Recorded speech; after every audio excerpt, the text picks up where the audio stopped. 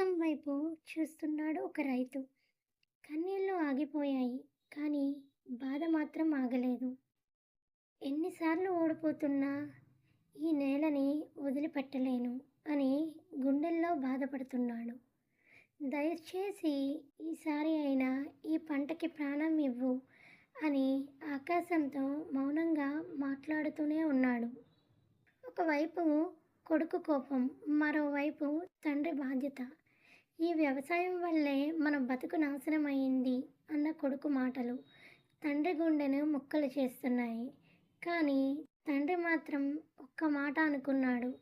ఈ భూమి నన్నెప్పుడూ వదల్లేదు. నేను దాన్ని వదల్లేను. ఎన్ని కష్టాలు వచ్చినా నేను ఈ భూమిని వదులుకోలేను.